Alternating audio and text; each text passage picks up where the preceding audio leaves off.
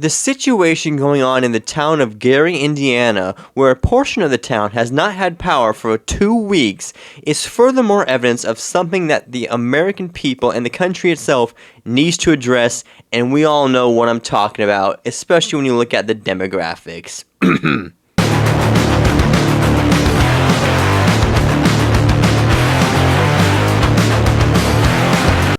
What's rockin', my rock and rollers? So, like the title says, we're going to be talking about the situation going on in the town of Gary, Indiana, which I've seen this, like, the name of the town pop up in the last coming weeks. I didn't know much about it, but I looked into it today, and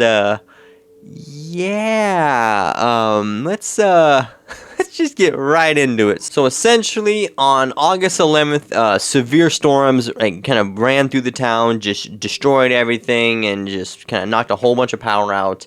And the town itself is not very big. It's about 70,000 people, give or take. I could be wrong, updating numbers and everything, but it's about 70,000 people. And a lot of them have not still, so it's August 25th now, so that's what, 2 weeks later, and portions of the town still do not have power, and well, yeah, So like this guy says, Gary, Indiana has been without power for 11 days. Gary, Indiana is 76% black. Yet another example of environmental racism. It's so effing disgusting. So a lot of people, because the town's mostly black, obviously it's where Michael Jackson was born. That's probably why it's definitely how it's most famous. And because of its demographics, people are blaming, it's the race is racism.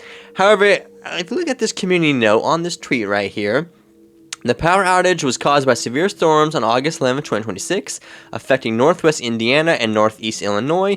Restoration in Gary was further delayed after utility crews were shot at on August 14th, temporarily pausing work.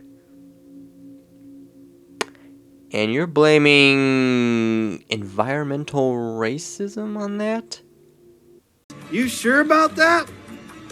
You sure about that? Oh my god. Oh, you cannot make this up. So, there was also a brief news thing here about the thing. So, shots fired at NIPSCO. So, NIPSCO is like their utility company that they use in Gary. So, shots fired at NIPSCO vehicle during power restoration of efforts in Gary. The incident comes after thousands of residents enter a 5th day without power following the Tuesday storms. And there's another one here. So, yeah, the city of Gary is coordinating with law enforcement to line up security for NIPSCO workers after linemen working to restore power after the storm were shot at Friday night. Utility crews were working in the city when they were fired upon. USW Local 12775 President Ryan Baker said Saturday. The workers who weren't injured in the shooting were driving a marked NIPSCO Jeep. They use in assessing damage, he said. So, imagine this. Storms come through. Wipe out power. Your job. You're probably a good guy. You're you're doing a job. You're trying to do the right thing. Making money. You go there. You're going to restore power. Help the community in a time of need. And you get shot at. That's just... What are we even doing, people? What does this country come to? Oh my god, it is sad, but I'm not gonna lie, it's also kind of funny. Oh yeah, so this is from Senator Bernie Sanders. The U.S. is the richest and most advanced nation on Earth. We are spending huge amounts on AI to bomb Iran and destroy infrastructure. Yet, after nearly 2 weeks, we can't restore electricity to Gary, Indiana, a low-income black city. Unacceptable. Let's get our priorities straight. Yeah, I wonder why they can't restore power. I mean, we just saw one incident with the utility worker. And also, since he brought that up, let's look at the glorious council members of Gary, Indiana. So this is the mayor right here. So predominantly black city. You'd think the demographics would reflect that, and it does. So here. So Gary Common Council. So we got the 1st District Councilwoman, 2nd District, 3rd District, 4th District, 5th District, 6th. So obviously all the districts, as you can tell, there is a little pattern right here. And also, so that's the actual city. That's like the city government. If you go here to NIPSCO, which I guess it says here NISSOurce, so I guess that's their power company. So we got the president, CEO, the vice president, and the vice president and chief operating and a safety officer. And as you can tell, they match the other profiles. Oh man! If you want to break it down even more, Gary, Indiana has an estimated population of 67,000, so I was a little high of 70,000. I think that could be, maybe a 2020, old census. I don't know. It's around 67 to 70,000, with the majority Black African American population. So here's the breakdown right here. So Black or African Americans 76.2, white alone 11%, with non-Hispanic white at 9.4. So like, why don't? Oh my God, I've always hated this. Are you Caucasian? Are you non-Hispanic? Caucasian. It's like, well, can't we just say white and just Caucasian? I know, I'm sorry. White and then Hispanic. Like, why do we have to do this non-Hispanic? Stop that. It's always bugged me. It's super annoying. Hispanic or Latino, 10.4. Two or more races, 7.8. And Asian, 0.0. Damn, Asians over there all by themselves. But as you can see, yeah. So if you take out white alone, so black combined with the Hispanic, that's 86.6% of the town. So that's yeah, and they wonder why they can't restore power after 2 weeks. Wonder. And then this lady here, I found this. So apparently, she's like a mixed, maybe black, older lady who is fresh, as you can see here, is from the town of Gary, and she tells you why they still don't have power. And I thought this is kind of fascinating and funny. So here we go. So this is what she says. So this is Kira, so at Kira Davis. Gary is our former hometown. Let me tell you why they still are without power.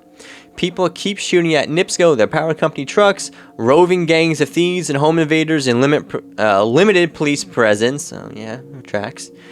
Infrastructure is poorly maintained. Untrimmed trees are making access to power lines difficult.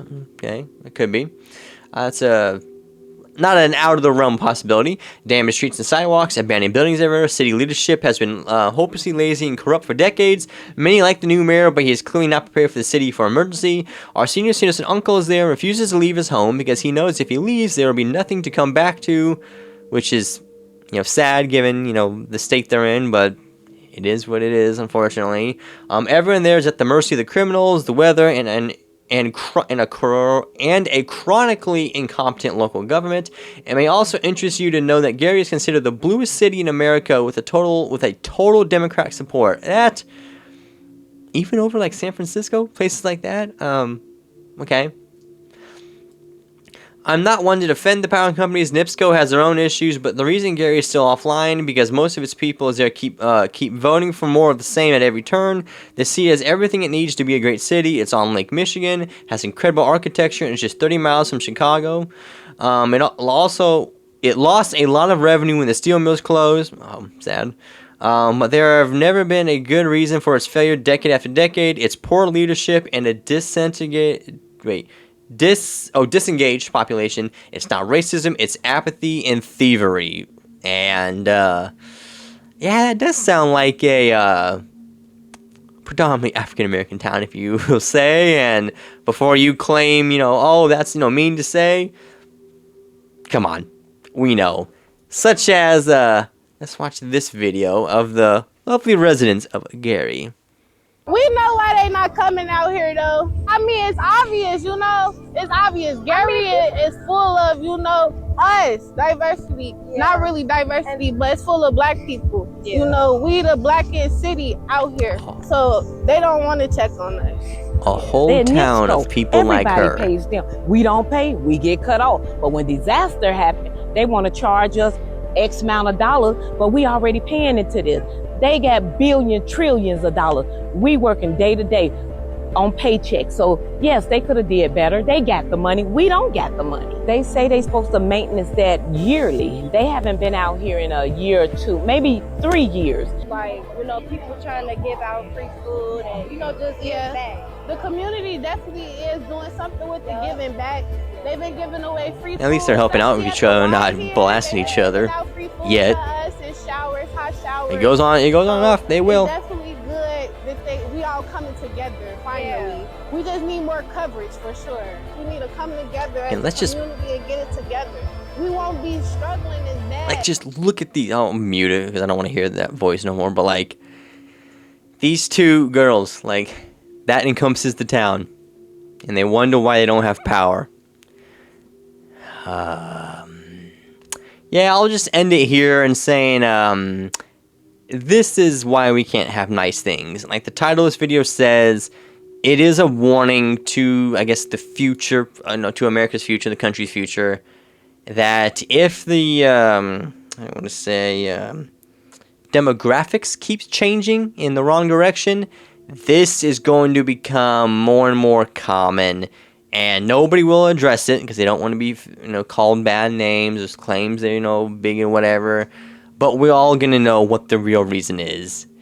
Gary, Indiana is a warning to America's future. And we have to wake up and people have to realize that's the case. Otherwise, this is just going to be the first domino in a long, long line of problems.